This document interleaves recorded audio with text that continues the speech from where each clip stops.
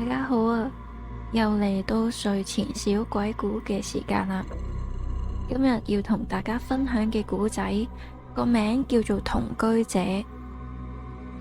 個故仔呢，係我去日本出差嘅時候，同外國人同事傾偈聽返嚟嘅。嗰日做完嘢之後，我哋約咗去居酒屋，兩個日本人，一個澳洲人，同埋我，夾埋4個人。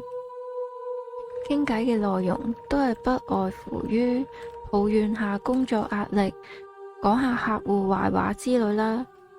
飲咗幾杯之後，心情難得變好，於是大家就乜都講下啦。最後就講到外國人喺日本遇到嘅問題等等，跟住呢，就講起 NHK 嚟收錢嘅嘢。喺日本租屋住過一排嘅，多少都會遇到，就係會有 NHK 收費員走嚟問你收錢。即使你冇睇過 NHK， 佢都會嚟同你嗶哩吧啦咁講埋堆廢話，而且有啲仲態度好差添。當然啦，唔係淨係得外國人會遇到，而係所有住喺日本嘅都有機會遇到。所以故事嘅一切就係要由萬惡嘅 NHK 收費員開始講起。傾到呢一 part， 大家都開始分享要點樣對付啲收費員。日本同事 A 就話：我都冇睇你電視台，你啲劇拍到咁爛啊，同我躝啦。另一個就話：擺副冇表情嘅樣啊，你後面嗰個好似唔同意我俾錢喎。因為我冇遇過啦，所以就交俾澳洲人講啦。點知佢話佢哋開門就講：唔好意思啊，我揾錯人，失禮晒啦，拜拜。我哋3個聽完都呆晒。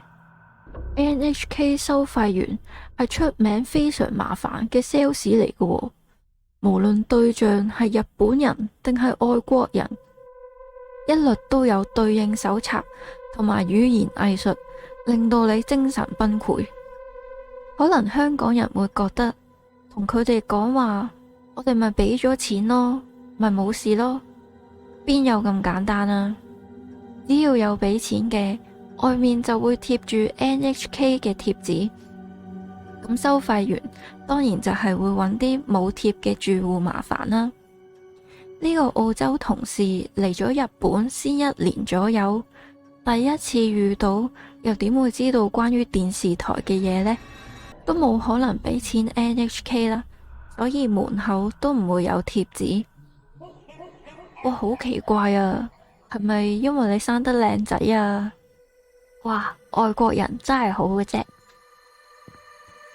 跟住澳洲人就話，嗰陣佢啱啱住喺日本，之後連續嚟咗2個收費員，每次都係講返一樣嘅台詞，然後就即刻走咗。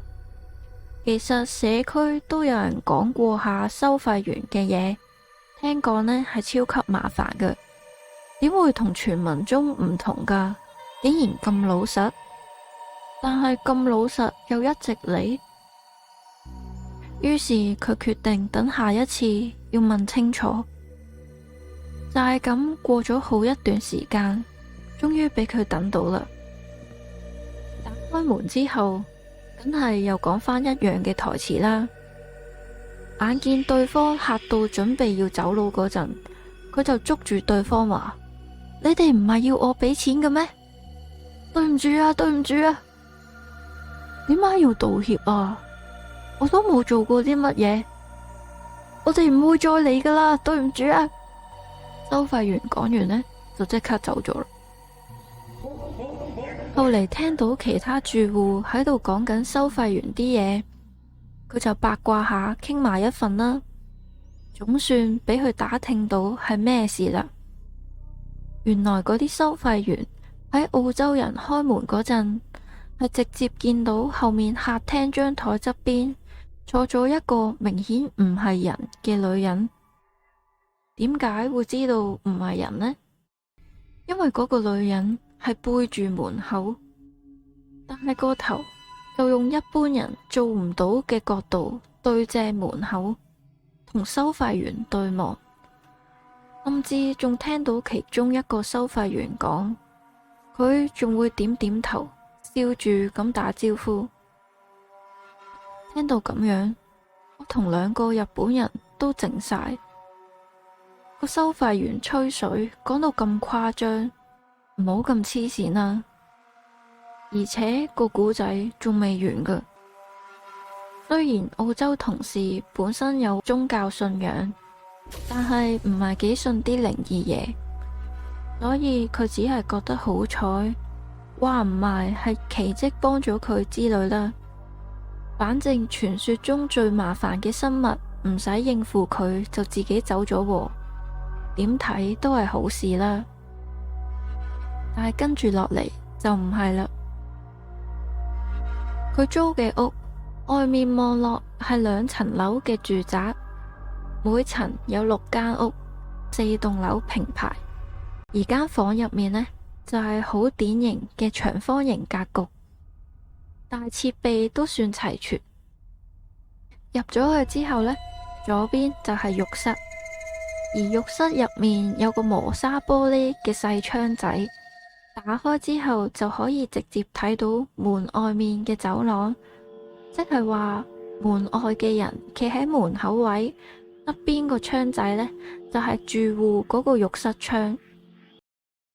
浴室旁邊就係廚房，再隔籬呢，就係鋪咗榻榻米嘅日式客廳。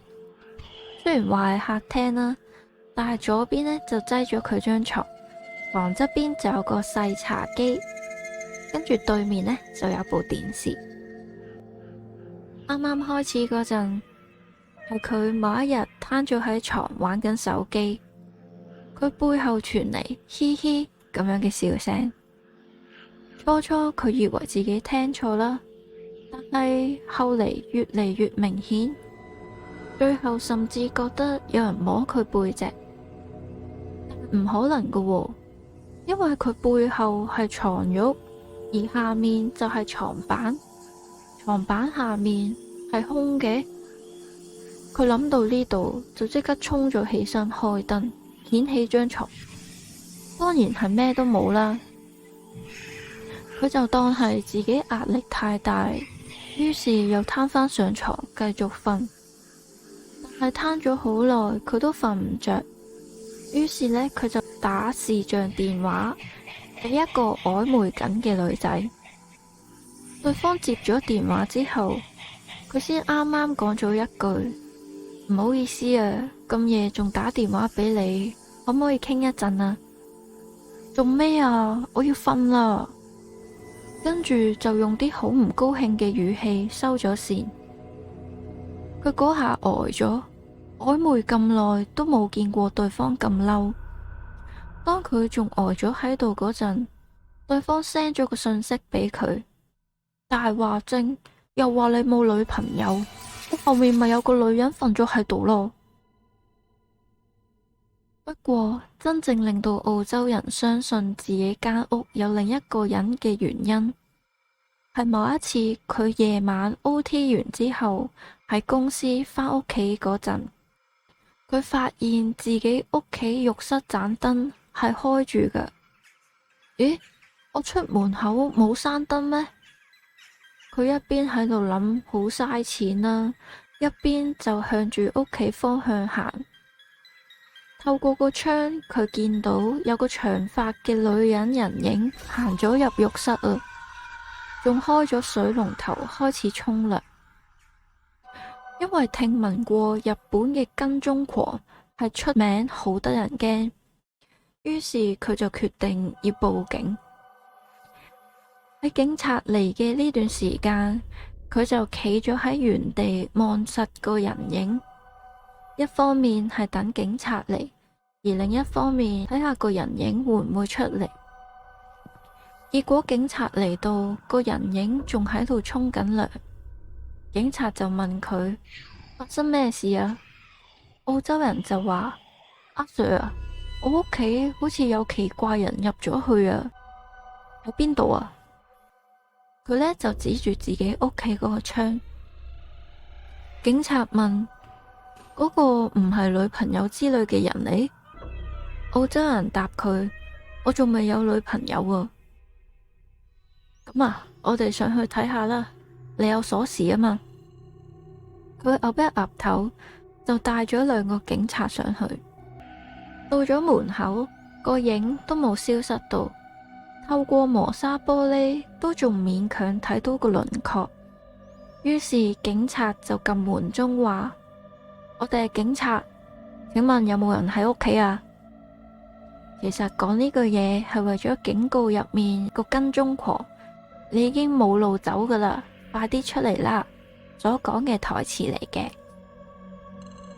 過咗幾分鐘之後，屋入面都冇回應，於是呢，警察就同佢岌一岌頭，示意佢打開門。但係當佢開門之後，佢哋三個都呆晒。門一打開，入面根本就冇開燈，打攪晒啦。兩個警察一邊講，一邊入去開燈，跟住呢，一個就開咗浴室道門，另一個就走入去打開後面露台檢查下。後嚟三個喺間屋度行咗一個圈，確認晒冇問題，亦都冇人匿埋之後，個外國人就放心啦，諗住留喺屋企嗰陣，警察就同佢講咗句：你都係喺外面瞓啦。點解啊？出到去再講啦。結果三個人就坐住警車去咗市區嘅方向。警察問佢：請問你間屋係咪凶宅嚟㗎？澳洲人問佢：咩係凶宅啊？即係死過人嘅屋啊？咁我冇聽講過喎，啲鄰居又冇乜反應咁，你點解咁樣問啊？因為啱啱浴室入面根本就冇用過嘅痕跡，水啊咩都冇喎，咁冇可能㗎喎。但係頭先真係，我知，我哋都見到啦。總之呢，就建議你今日都係喺外面瞓啦。如果你堅持要返去嘅，我知啦。咁麻煩你載我去市區啦。之後我有問到澳洲同事，所以你仲住喺嗰度？冇啦，合約到期搬走咗啦。咁太好啦！